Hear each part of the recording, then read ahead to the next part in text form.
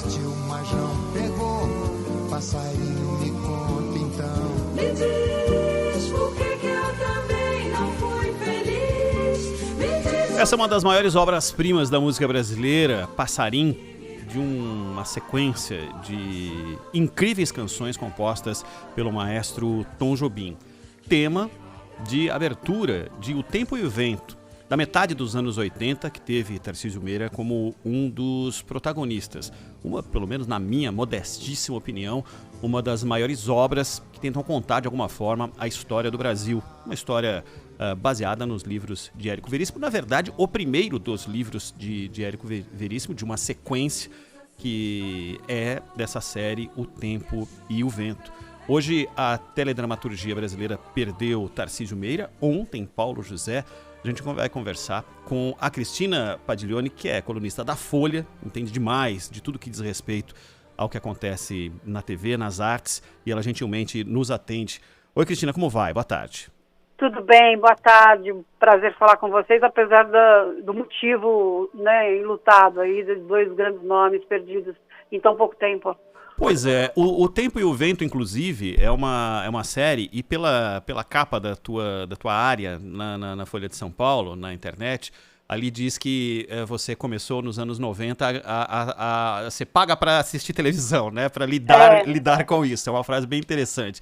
Essa série é de alguns anos antes, mas eu tenho certeza que você teve acesso a tudo o que aconteceu. E uma coisa interessantíssima é que ali Tarcísio Meira foi também dirigido por Paulo José, né? Ele foi um diretor da série, além de ator no quarto segmento, né? Em 4 partes divididas dessa série simplesmente espetacular. Pergunta que eu queria te fazer é o seguinte: os atores, as atrizes, as pessoas que lidam com a função de atuar, a idade jamais é um limitador. O ator e a atriz nunca param de trabalhar, né? É um momento, o que acaba para eles como atuação é o fim da vida, é isso? A gente vê que tem essa... os artistas em geral, né, não se aposentam. A gente brinca que é porque eles estão muito habituados aos holofotes e o holofote não pode se apagar, faz parte do combustível deles como seres humanos, como artistas. Então, a gente tem esse clássico, né, de morrer em cena, morrer no palco. Essa é a grande satisfação para todos eles, desde que haja saúde e possa ser levado adiante. No caso do Tarcísio e do Paulo, eles pararam um pouco antes porque essa saúde não foi suficiente, né? No caso do Paulo, ele vinha fazendo muita coisa mais ali, entre 4 paredes, já não muito para televisão ou para cinema, sem câmeras, trabalhando ali em alguns livros, em algumas obras de poesia, né? Ele fazia um livro de poesia, um audiolivro para treinar também a voz, que vinha sendo prejudicada pelo Parkinson. E no caso do Tarcísio, ele fez a última novela em 2018, já com uma questão ali de inflamação, de infecção pulmonar, na verdade, que afastou ele dessa novela. E depois, no ano passado, teve esse desfecho, né, de pouco digno de um final feliz, que foi o rompimento de um contrato aí de 5 décadas com a Globo, dele e da Glória Menezes, mas eles já não vinham trabalhando há algum tempo, e poderiam até estar contratados, mas não havia nada planejado para eles, por exemplo, esse ano. Então, eles já se afastaram há algum tempo das telas. Zaidan. Oi, Cristina, boa tarde. Boa tarde, Zaidan. Tudo bem? Tudo bem, graças a Deus. Obrigado por atender o convite da gente aqui. Você sabe Prazer, meu.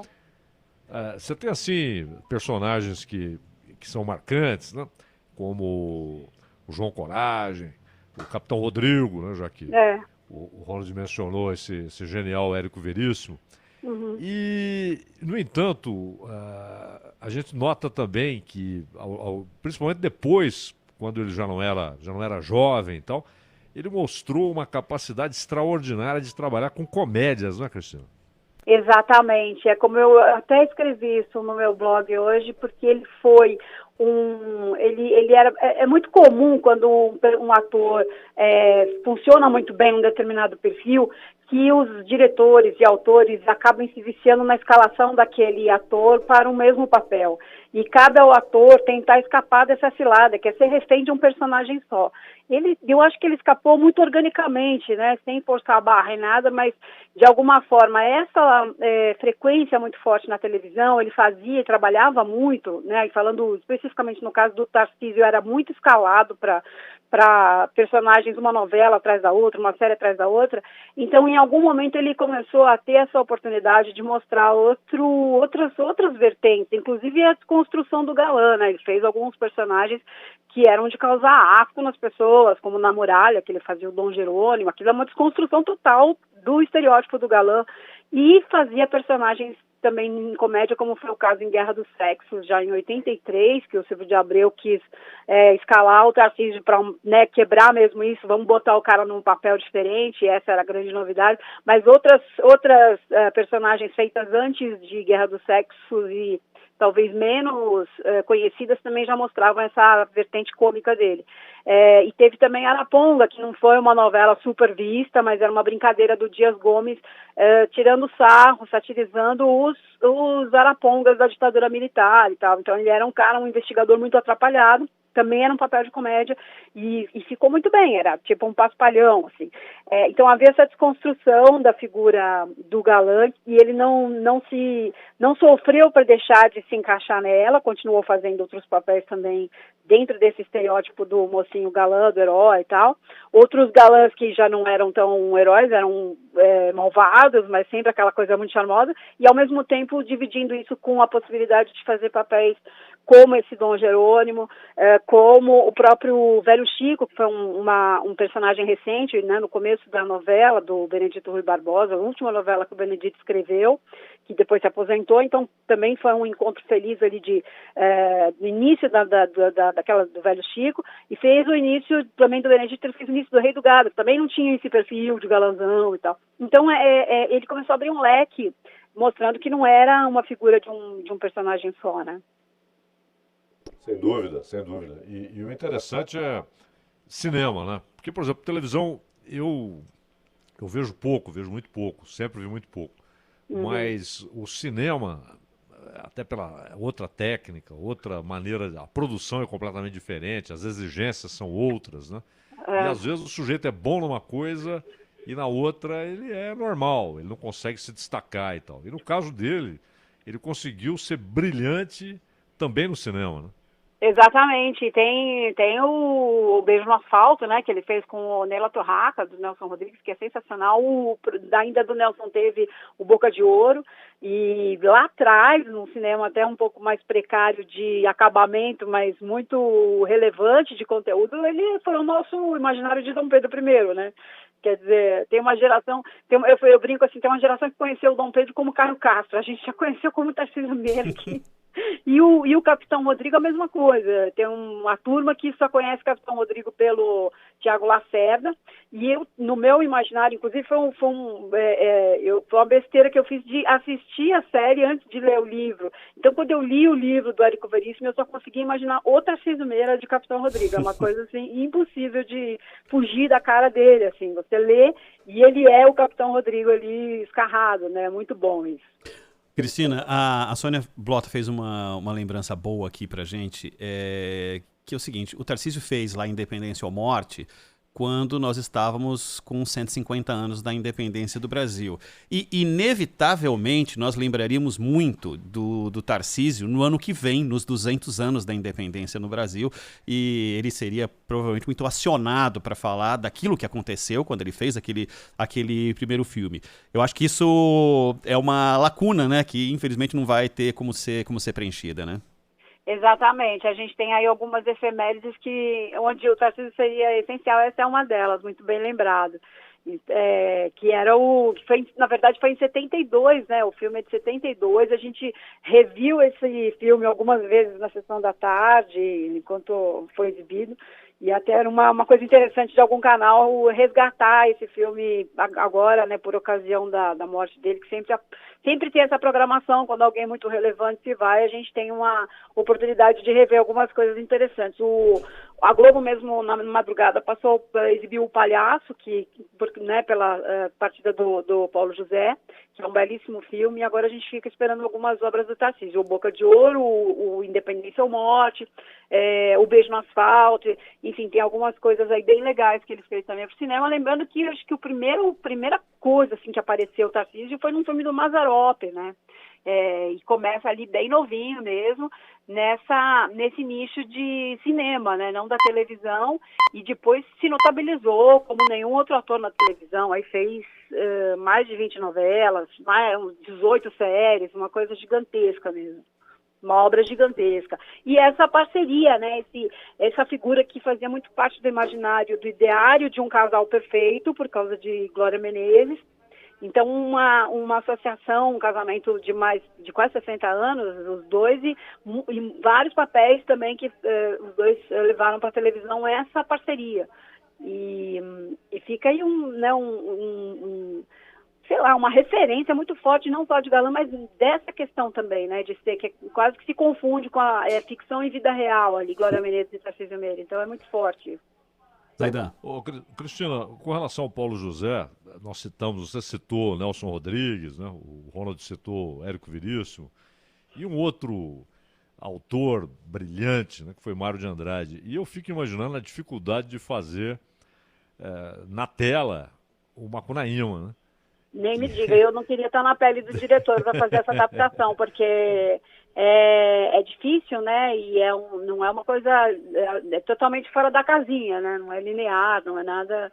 Então, eu vi onde foi que eu vi? Eu vi uma entrevista dele nessa coisa acho que foi, não sei se foi na edição do JN, enfim, mas o Paulo José estava contando que o diretor queria que ele fizesse uma cirurgia no nariz para fazer o Macunaíma. Foi isso mesmo, foi exatamente isso. Exatamente sensacional essa história. E daí ele resistiu e tal, e no dia seguinte o diretor falou, não, eu percebi que você tem um nariz que de perfil é branco e de frente ele é preto, então a gente tinha uma coisa cafusa também, então era perfeito pro personagem, né, a transformação de Macunaíma, o herói nacional e tal. E daí ele acabou fazendo. Mas é fantástico. Sabe que eu tive um presente desses que a profissão acaba dando pra gente, e eu fui entrevistar o Paulo José em 2013, quando ele ia fazer o personagem para a novela Em Família, que foi a última atuação dele, e ele fazia um personagem, justamente a ideia do Manuel Carlos naquele momento, o autor, era trazer o Paulo José para frente das câmeras e falar sobre alguns comportamentos do Parkinson, como as pessoas lidam mal com isso, como as pessoas não entendem, não têm uma paciência adequada para as pessoas que sofrem da doença. Então, a gente teve uma conversa na época, eu fui à casa dele entrevistá-lo, e aí foi um choque para mim, porque eu cheguei e tinha um cartaz na parede de Macunaíma, e ele, né, ele representado, se materializando fisicamente na minha frente. Então era bem impressionante isso, assim, uma imagem para mim muito forte. O Cris, dupla, né? Grande Otelo e Paulo José. Paulo José, pois é, sensacional. Eu acho que você falando assim pode parecer, as pessoas não dão valor, né? Mas quando você lê o livro, você pensa como é que esse diretor chegou nesses dois atores, nessa escalação e nessa edição. É realmente um processo genial e acho que muito bem sucedido. Ô Cris, para encerrar de minha parte, a gente é de rádio, né? E durante muito, muito tempo, na verdade, na maior parte do tempo desse veículo, desde a criação desse veículo, a voz o som é a única coisa que você tinha para poder criar o seu imaginário. Hoje a gente transmite por redes sociais, o nosso vídeo está no ar, a sua foto está na nossa tela no YouTube. Então as pessoas passaram a descobrir quem são as vozes quem são as caras daquelas vozes. E o referencial que eu tenho de Paulo José e de Tarcísio Meira é algo absolutamente especial com a voz. A voz deles absolutamente inconfundíveis. O Paulo José fez uma narração de documentários, entre outras coisas, simplesmente espetaculares. E a voz do Tarcísio Meira é uma forma de se expressar que usava absolutamente todas as sílabas das palavras, Exato, né? muito bem destacado. E isso, para mim, era um ganho absurdo na interpretação, porque eu acreditava nas coisas que ele estava tentando dizer. Mesmo poderia odiá-lo como personagem, mas gostava da forma como ele tentava passar aquela mensagem. Eles podem ser caracterizados como dois ícones da voz, da simbologia do som para a televisão? Nossa, muito bom você destacar isso, porque hoje você vê algumas performances de repórter no jornal que fala, que engole alguma coisa, que fala tá, né? E aí você lembra do Tarcísio interpretando realmente todas as letras. E eu acho que isso tem que ser um referencial, a gente não pode começar a atropelar, né? Não pode começar, como dizem os portugueses, a engolir sílabas, assim, isso vai... O pessoal hoje troca mensagem, fazendo aquelas coisas, escrever por favor, escreve PFV. Então eu acho fantástico que a gente tenha duas figuras tão fortes e referendadas, né, para se lembrar como é importante você falar de uma maneira, as palavras, né, na íntegra, e respeitar cada R aí. Mas é difícil, né? Eu mesmo aqui agora falando com você, metade das coisas eu não termino. Né? Então é uma escola, não? É uma escola, e as vozes muito fortes, realmente, eu acho que essa maneira de falar traz pra gente uma referência mesmo, né, de como como aquilo pode, a mensagem chega melhor, a intenção, a emoção, desde que se tenha talento para transmitir a emoção, mas a mensagem sempre chega melhor quando você tem o texto na íntegra, acho muito bom. Cristina Padiglione, que é colunista da Folha e muito gentilmente nos atendeu para falar sobre Paulo José e sobre Tarcísio Meira. Cris, muitíssimo obrigado pela sua atenção com a Rádio Bandeirantes. Até uma próxima e que a gente possa falar de outras coisas super divertidas e não ter que ter como mote da nossa entrevista a perda de dois caras que são simplesmente espetaculares na história da teledramaturgia no Brasil. Tomara, né? Vamos esperar por dias melhores e notícias melhores. A gente está precisando. Obrigada mesmo. Valeu. Obrigado. Até mais.